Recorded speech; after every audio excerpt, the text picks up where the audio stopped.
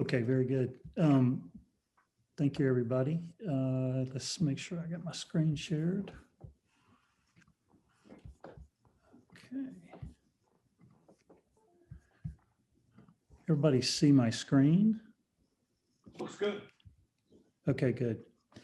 Let me strike here. Okay. So thanks for having me, Marty. And I'm going to focus today on the issue that we're solving. My name is Jim Grady. I am the founder and CEO of a company named Package Solutions in Atlanta. Came out of Georgia Tech about 5 years ago. We've been working on a product called Hello Package.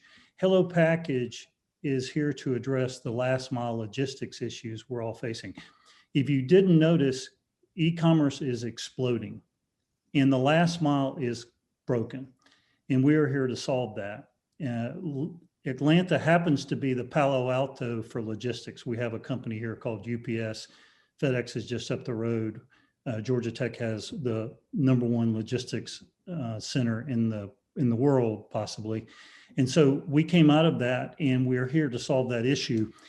And I'm going to focus, as Marty asked me to do, on the business side of this up front. We're going to cover it pretty quick, and then we'll come back to it later. Our CFO's on, Bob Reeves, and he'll walk you through some of the things. So we have an initial opportunity in the apartment business. It's about a $500 million ARR, software and services only. We don't count hardware revenue. Software for package and delivery drivers at 35,000 to 45,000 apartment communities in the United States. They're all suffering from this problem. They are truly the point of the sword. And so we focus on that. And then the second opportunity, which is a larger opportunity, is $1 billion plus opportunity where we take this platform, and it's a platform, ties together all the carriers, ties together all the back-end accounting systems, ties in all the IoT in apartments. It really brings it all together. And that's for apartments, student housing, condos, office, retail, hotels, convention center, anywhere there's a high density of packages and people and drivers, and you have to keep it all safe. It's all messed up right now. It's getting worse every single day. So there's two opportunities for us. So let me just walk through the business side of this first, because that's really kind of, I think, where you guys and ladies live. And it's a 41% gross margin, could be up to 70% gross margins, which is real VC kind of territory. Annual recurring revenue, growing must solve problem in the last mile. Opportunity to have a big idea of a platform, large worldwide market of $1 billion plus. We're already talking to the exit partners. You'll see some of the people on our team in a second. You'll see why. Very efficient customer acquisition cost. We sell one community at a large REIT or a large manager, and that ends up getting us potentially hundreds of deals. And unique technology, patent pending, products fully tested in the field. You'll see some examples of that in a second. It's fully scalable. We've worked through all the details on our manufacturing, our installation, our service, and our labor. We should not at this point see a success fail where we have a lot of people buy, but we can't service. So our team's experienced, myself, Paul Feveroff out of Georgia Tech, 11 years with a company called Parking Soft. So he did ingress, egress. We have Dave Caro, who spent most of his career in operations, and then Brandon Wynn for our sales, who has a lot of experience. Notably on this chart is we have the founder of FedEx Ground here. He started FedEx Ground. He worked directly for Fred Smith for 10 years. He was second in charge of FedEx, 450,000 employees. He's a multiple investor here, advisor, heavily involved in what we do. We have the chairman of the National Apartment Association here. He was national chairman a few years back. He's a property owner. We have the CFO of Gables, which is one of the largest REITs in the country. We have a 38-year veteran from UPS. We spend a lot of time with the Brown Truck Company. We have the largest laptop maker in the world here called Quanta. They invested early with a fund called Mesh. We have the largest angel group in the country that actually serves as a venture fund called Venture South out of South Carolina. And then a multitude of three factors: tech, logistics, and property owners. So we're most powerful software in the world for package management. We focus on two words that made Jeff Bezos famous: speed and convenience. It can't be too fast. It can't be too convenient. That's his motto. That's our motto. You have to reduce the friction in the last mile to solve this problem. It's busted.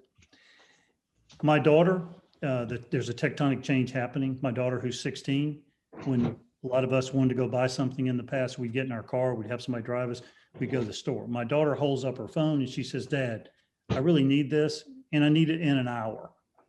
That's how she thinks. The store actually comes to her. 350 million products at Amazon.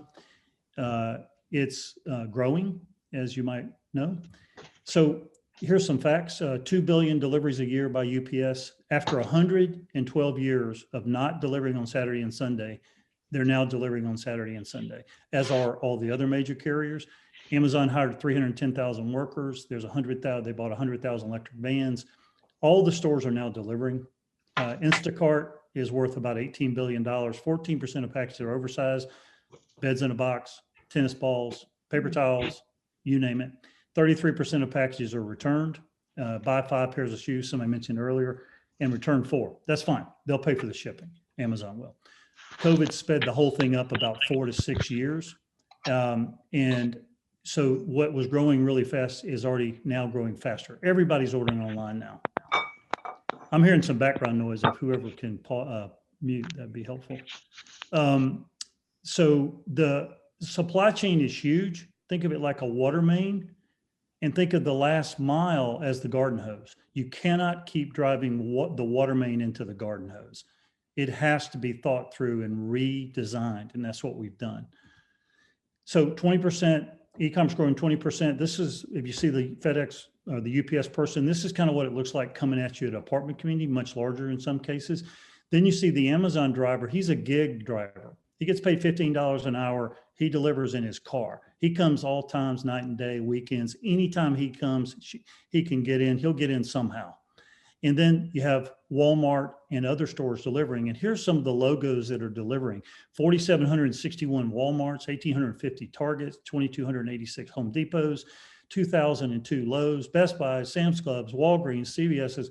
It goes on and on and on and on and on. And it's all coming to you if you're an apartment owner. So apartment owners get paid to sign white pieces of paper called leases. They make no money from brown corrugated boxes. They want out of it. They hate it. This is some pictures of what it looks like for them at their communities. So what happened was manual solutions took about 2008 manual solutions. They basically take your package to give customer service. They put take a marker and put your apartment number on it. You come get it. If the office was closed, you couldn't get your package. About 2012, they were sick of that. The residents were sick of it and the apartment owners were sick of it. So they bought lockers. Fonzie used them about 50 years ago in Happy Days. They're about 100-year-old technology. They bought them from China, put some paint on them. The problem is if you have a FedEx envelope in a big locker, you end up tying up about 98% of the space for the next 48 hours. Carriers, drivers come in and just dump things in front of it because they don't want to take the time to load the lockers. So it ends up being a very inefficient way to do this. Now, those companies sold about 5,000 communities each. One of them sold for $100 million, bent metal out of China, not bad. So about 2019, we started releasing our software and product after working on it. And so did a company called Fetch. Fetch is offsite. They raised $32 million from VCs. They take it to a warehouse. You ship your packages to a warehouse if you're a resident, and then they bring them back.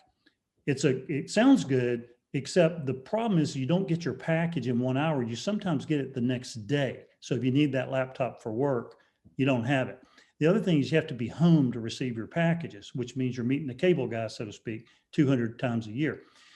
In our case, we're on site. UPS, FedEx, the people who do that the best deliver the packages. And we have a high density open shelf, just like Amazon warehouse system that measures the weight of the package. And I'm going to show you how it works in a video shortly.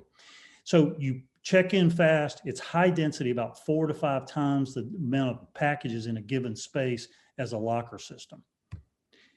So there's really 4 options: manual, 2008, hallways. Hallways sound good. Let drivers go up the stairs because most apartments don't have elevators, except you get big packages out there, people trip. It's a lawsuit waiting to happen. And it also promotes theft because it's super easy to take a package out of a hall. Lockers I talked about, very inefficient. And then offsite, it's a model. It's just a model. The company that tried it before Fetch failed because they couldn't get their cost in line. Heavily labor intensive. What we built, and I'll show you in a second, advanced software, custom design hardware, modern sensors. We use weight, file patents on it. Computer vision, not buzzword. We're moving to computer vision now. Machine learning and AI. Computer vision will be our main sensor. Weight will be our secondary sensor. If you put those two together, what you end up having is an Amazon Go store. That's exactly what an Amazon Go store is. Computer vision and weight. And that's what we are. We're filing separate patents. We're in the last mile logistics space, not competing with Amazon. So let me just quickly, if I can get out of this, I want to show you, because I think it helps to see the system. This is on our website, www.hellopackage.com. This is how the system works. Can you guys, everybody see that? Can you see the video? Yeah, looks good. Okay, so the driver comes in, he has a code, he could have 100 packages. I mean, it's amazing how many packs they bring. Taps in, he has a permanent use code because he's UPS. Comes in, all he does, hold that package under a camera. We OCR that label. We'll soon integrate with the barcodes UPS. As soon as they open up their network, we spend a lot of time with them, and they're going to open up the network, so it'll be even faster. But scans it, we read the label, OCR, and then the driver, who's an expert at this, plays a game of Tetris. Anywhere there's space, doesn't care. As soon as that package touches down, we measure the weight. We work with NCR, just like you do in a grocery store when you're checking out, like at a Walmart or Kroger or whatever. Measure the weight. We marry the weight down to 20 grams, really light. Marry it to the name that's on the package. So then what happens is we do that match, and that resident gets a code. They get an email, text, email, whichever way they want to get it, or both, or on our app, and they get a picture and they get a short video of their package arriving. They then take their phone, they go to the door, tap in the code, and then they come in and we light up. If you notice, it lights up in green. Takes her about 30 seconds to find her package. Very dense. You can put a ton of packages in this little space. Some of our rooms are huge. This is a smaller one. And notice the big stuff on the floor. We take any size. You can ship a bed in a box. You can ship tennis balls. It doesn't matter what you ship. It's no problem. And we do that. That person picks up their package. If you notice it turn red, thank you, see you later. That's it. That's the entire experience. We process, we manage the carriers outside. We manage the packages coming in. We manage the drivers. We manage the returns. And we manage soon delivery to your apartment and inside your apartment, which is crazy, which means my grandfather would have thought it was magic. You order something on a phone and it ends up in your apartment. You don't like it anymore. You push a button and it goes away. Somebody comes and takes it. We're almost to that level. We're one click away. We're hopefully going to sign an agreement where we can deliver in apartment. So there's a room edition. It's a Rector set. There's a ton of technology that we built into this thing. And then it goes into a container edition. So if you don't have a room, you expand your space, and you have a software only edition. This is a picture of the container, single, double, triple wide, so you can drop a room at any location. This picture of the mobile app. So here's some of the customers that signed up. They're calling us the Tesla of the market. We have a market niche where we are the most sophisticated, and a lot of developers, a lot of people who have these nice properties are wanting to use. We have 16 customers. They own or manage 4,600 communities. We have the #1 apartment manager in the country, Graystar. We have Lincoln.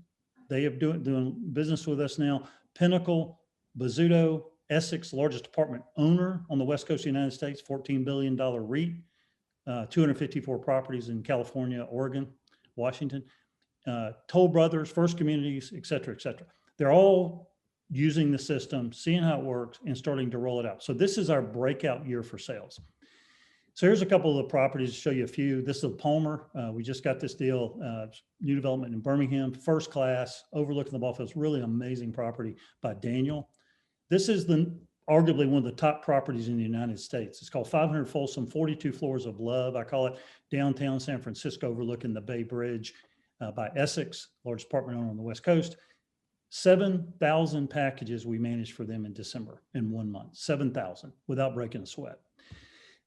This is Woodfield. They've given us almost their whole portfolio. They have 17, 18 properties. They're giving them to us. This is Greenville. This is Atlanta, the Atler at Brookhaven happens to be very, very close to where I live, and Robert Mason. We happen to be neighbors, but really close to where we live. First Communities. This is Pratt, the Residence Congressional Village in Rockville. This is a cool property for a lot of you folks that live down in Florida. This is Eden Los Olas. This is Lincoln. This is another premier property. They're going to expect high volumes there, a high-tech solution. This is not even, they're still moving dirt here. This is Lincoln in Nashville, Pennington Bend. This is Caraway in New York by Toll Brothers.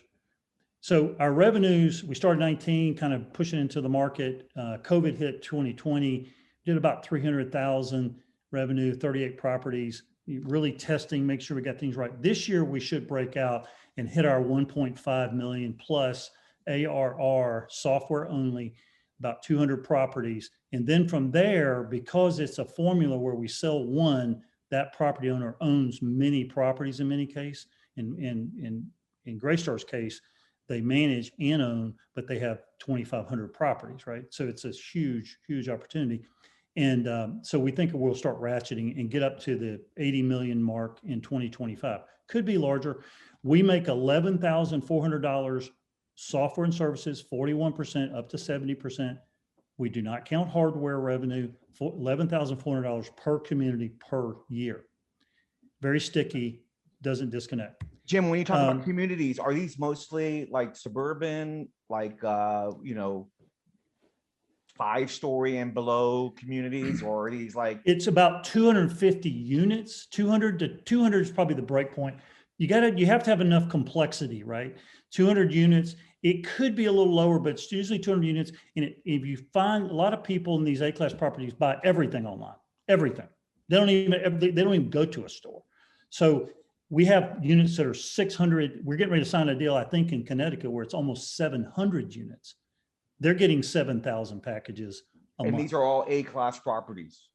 Almost all of our properties are A-class. Now, here's the thing to note, and Bob Rees will talk about it too, but 1,200 new communities come online that are, they're delivering every year. They all have a package room. They have nothing in there. And they are a prime target for us, number one, because they want the highest tech, Tesla, they want the coolest stuff. And we're developing now, we're on iPhone 1. I mean, they see where we're going, right? So, I'll keep rolling. Yeah, stop me if you want me to. But we raised about 8.3 million so far. We have 500,000 committed on a $2.5 million note, which means 2 million is open. We're trying to close that out. We're a tweener. We closed our Series A, COVID hit. We're trying to get to Series B. It's all going toward our sales and marketing primarily. And we have a huge market to go after right now. We need salespeople, we need marketing, right? And then we think we'll really drive our valuation for Series B. Are all of your assumptions, assumptions domestic, Jim? These are all domestic US, or this is all US. We think we have an opportunity in Canada and France. We have investors all over the world. We have China, we have France, we have Germany, we have really everywhere, Israel. They all are investing because they think we can go there in the apartment side and student housing, right? And then you start working in the office, it becomes crazy. It's just the numbers are so large, you can't even get your mind around it. And that's not hyperbole. You'll find this out about me, you talk to our investors. I do not hyperbole. It's just a very large market and it's busted. So somebody's gonna fix it, I promise you. I'll live long enough to see it fixed. Whether it's me or not, you guys can decide, other people decide. But we have worked really hard on it. I mean, we have taken this thing apart. It has been a brain buster. Let me tell you, nobody should take this problem on. It's crazy, but I think we've solved it. I mean, it's really a hard problem. UPS kind of pats us on the head like, you guys are crazy. But they also spend a lot of time. Any thoughts about a progression of international? You're saying Canada's next and then France, other Europe? Yeah, I mean, we have so much to say grace over in the United States right now. Like we're still trying to just get our great, like Lincoln, second largest, right? Half the size of Graystar, but huge, right? Huge. They sponsored us for our back-end accounting system called Yardi. You have to be sponsored. They sponsored us, right? Graystar is introducing it. The Southeast is their biggest, hottest area, as you all know. But Graystar we're presenting to every person in Graystar in the Southeast. They are sponsoring us to present. They're trying to make us a preferred vendor for this package 2.0 because they got so many people asking for this stuff. So we're top 10 innovative company in the state of Georgia. TAG has 30,000 member Technology Association in Georgia. They've made us one of the top 10 innovative companies in the state last year. There's thousands of companies here in tech. Idea Award, we won an industrial design award called the Idea Award, which is like winning a Grammy. We won that in 19. So anyway, we're a heavy tech company, no kidding. We busted our rock. So raising 2.5 million, convertible note, 5% coupon, 20% discount, 25 million cap. We think it's a good time to come in. Bob will talk about this more. And mainly because we think we can get a series. We're talking to a ton of VCs. They just want us to get a little bit more ARR, and I think they'll invest, right? We may have somebody come in now, another VC. But anyway, product sales and marketing, product development, operations. $2.10 to $3.80 per door, per apartment, per month. And they can justify that 50 ways from Sunday. I'll show you quickly. One lease ever pays for the entire system, high return on investment, fast payback. And this is a complicated little thing, but just follow it for a second. 520 hours a year they spend on packages now, 36 hours to get a lease. 520 hours a year they spend on brown boxes. 36 hours gets them a lease. So it's 14 leases. Well, a lease is worth about $17,000 a year. Times 14 is 240,000. We'll save them 75% minimum of the time they're spending now on boxes, which means they get a 20% multiple. So it's crazy. It's a $3 million payback. Jim, can you talk a little bit about Class A apartments? So, I think in workforce housing, there's a couple of guys who probably, own a huge chunk percentage of it, right? Is Class A kind of like more broken up, or are there some firms that tend to own large percentages of it? So in the apartment business, you have three, the way I break it out is three groups, right? You have apartment owners, you have apartment developers, and you have apartment managers. Add architects into that, because they're upstream. But those are the three groups. The REITs are all three, as we all know. And we're dealing with a lot of REITs. We're dealing with a lot of developers because it's the new properties coming online. They want the coolest stuff, right? So we get that market. The apartment owners, some of them have put in lockers, but the lockers are failing. At the margin, do you buy more bent metal or do you go to a different technology? That's what they're faced with now. Do they really keep adding lockers, and where do they put them? They know they're inefficient. So that's that market, right? And then the final part is the managers, and the managers all want to really bring the coolest stuff to their customers, which are the owners. So that's why we're seeing Greystar and Lincoln and all that. Almost every property we deal with is a Class A. And the Class A's, a Class B, it might look like a Class B in Washington, D.C., but it prices as a Class A, which means it's a Class A, right? So it's not by how it looks or when it was built, it's about how the rent kind of rolls out, right? So anywhere $1,200 to $1,500 a month and up, we tend to play well with. A lot of those people don't have a car.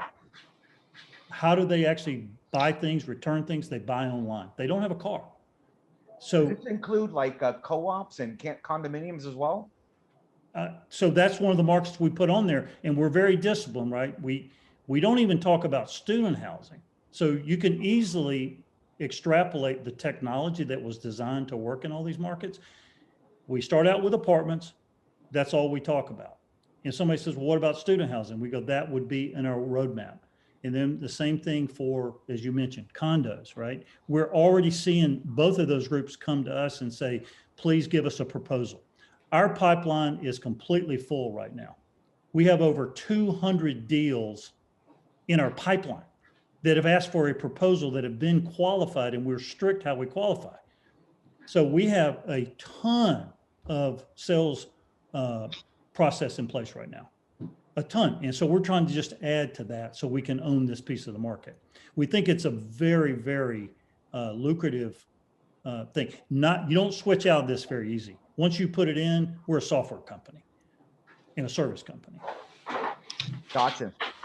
Yeah. So with that, let me, because I want to get in the financial part, because I told Marty I would. I want to put on my Wharton hat here for a second.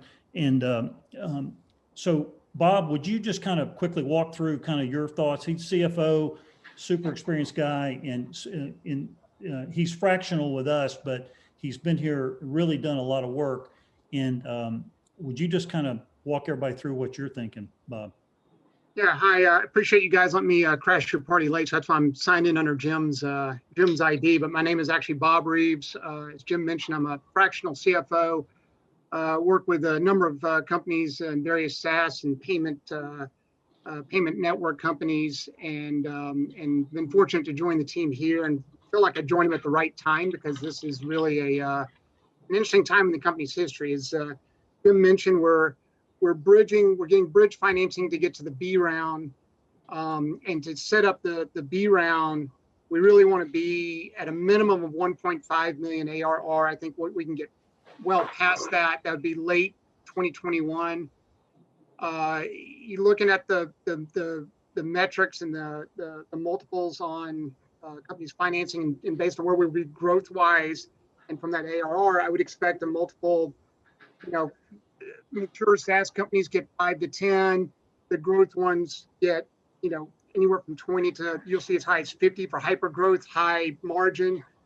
We're not going to be in that high end of the spectrum. We're going to be probably in the, call it 15 to 18 multiple of ARR. And so I would expect that at that point in time, late 2021, when we go out to do the B round, probably be in that $30 million valuation range, maybe a little bit higher depending on how we're executing. One thing on the ARR projections that Jim touched on earlier, just to reinforce the point, that's a direct sales model. And so this has all been built out based on a direct sales force. There's efficiencies based on once we establish a relationship within a portfolio, selling multiple properties in that portfolio, and it's all modeled out that way. So there's a lot of detail behind this. There are opportunities in the market to work with partners that will basically speed up that process and bring the opportunities shorter term. And within this segment, just the residential, just these apartment communities, a direct sales model, and laying it out and projecting out that ARR. And so I have no skin in the game. So I think that's one of the reasons why Jim likes having a fractional CFOs, because if I didn't feel like this was the right investment, I'd be telling you guys. And there's obviously the risk on executing at a high level on the sales, implementing it, getting installed, and getting up and running. We've done the analysis on the pricing, so we know the margins are right. We know where the operating leverage is in the business, so we know how the business will scale. It's just execution on sales and implementing properties. So basically the B round, which will be, I'm projecting the last round that we'll need to finance, so we can actually finance the remainder of this segment and also into adjacent markets. The goal is to raise about $8 million in that round. If we assume that round is priced out at about $30 million, and again, the 20% discount that will convert that, basically means that, on exits, you can do exits at multiple levels, and you can start as low as a $50 million exit and go as high as just for this analysis, go up to 225, and that gets you a multiple on the money invested of 1.5 on the low end. That would be a quick exit, by the way, based on projected ARR. And then you go up to 225, 250, it'd be a 7 times multiple. And again, looking at the ARR that's projected, you can kind of start looking at it and saying, based on a more mature SaaS model and getting that 5 to 10 multiple, then you can kind of start to look at and say, well, based on those valuations, when would that exit be? And so, the getting 7 times return at a 225 million exit would be late 2024. 100 million exit late 2023. Again, that's still being valued just within this segment. So I think there's a lot of opportunity beyond that. And again, I'm more than happy to ask, to answer detailed questions on the pricing and kind of thought behind it. But like I said, I feel really confident on the work we've done, the analysis from the team, the operations team, and pulling the data and getting the pricing set. And then we're getting feedback in the market to understand how that pricing is matching up with their expectations. And I think, to be honest, we're just scratching the surface on the opportunity of that, because we're still within a segment of the market to have it priced a certain way. Once we close the B round, And we can start working with third-party leasing companies. We can start to structure. Yeah, we can make it an all OpEx solution at that point, right? So you can Exactly. pay $10 a month. I don't cover all this unless it's too much information, but we can get it to $9.95 a door per month, and that includes everything. And that's what Fetch charges right now. Fetch has raised 32 million. Even when we raise our B round, we'll be at 18 million, give or take, 19 million. So we're very efficient with our capital compared to the, Fetch. And it's, we're at $9.95 a door, and they can mark it up. The apartment owners mark that up to $12, $15 a door. That's what they do with Fetch. That's what they do with Trash Valet. Yep. So let's stop. Jim, Bob Jim, didn't say he's with Acuity. He's a third party. They do all the accounting just about for every high-tech company and Great. probably in Jim, Southeast. I do have a couple of questions. We got like 2 minutes. Yeah, please. Yeah, I know we're running down with time. So you're a software tech company. How many Yep. employees do you have right now? And like, as you raise this capital, how many employees do you see growing to? Yeah, so that's a great question. So we have 16 full-time employees right now. We have a 20,000 square foot warehouse where we do final assembly. We don't do any manufacturing, anything like that. We assemble, test, pack, and ship. So we outsource a lot of our development overseas. And I'll just tell you, we have put a tremendous amount of energy, and I'll go anybody, any operations person, anybody, we put a lot of energy into scale. And so we've done all that heavy lift. Can you hear me okay? You guys You might hear me? repeat that last statement. You froze up. Okay, so what I'm saying is we've done a lot of upfront infrastructure in terms of scale, in terms of manufacturing. We're going to co-manufacture US Asia. That's going to start shortly, drop our cost quite a bit. We're really whittling on the cost. And so the reason I'm saying that is we had to set up our company to handle the Greystars and the Lincolns of the world. They're huge, they're massive. So they're buying from us now. So we set all that up. So I don't think we're going to have to add a ton of overhead. And I think Bob would say the same thing. We are very efficient in how we think this model through. We've had some wonderful, phenomenal people help us think it through. It's a great thing about software companies and tech companies. You can run very light in terms of personnel. So that's right. And we can outsource. We outsource everything. Right. So the manufacturing is outsourced. The implementation is outsourced to two very large companies. We're the smallest customer they have by far. They do all of our installs. We put it in one day. Bang, in, out. And just is there a part of this that's the product that's maintained, like the software technology? Is it maintained in the US or how does that work? We have engineering, we have mechanical engineering, we have software engineering, very small team in the US. And then we manufacture, we build all of our code in Albania. Our CTO is Russian. He's from Moscow. So they do the best computer vision work probably in the world over in the former block. So we use them to build all of our computer vision stuff right now. And they do our heavy lift. It's about a third the cost. Jim, this is great. This is good stuff. And I really appreciate it. I look forward to seeing your further progress. So I love the video. I think it really gets the point across pretty quickly. Would love to get more expansive information about how you play in more urban areas, although I don't know how much, Yeah, no, we work to your question. We work dead center of Manhattan. We'll work dead center of Pickett in Texas, right, or Georgia. So we do garden style, mid-rise, high-rise. It works equally well on all three.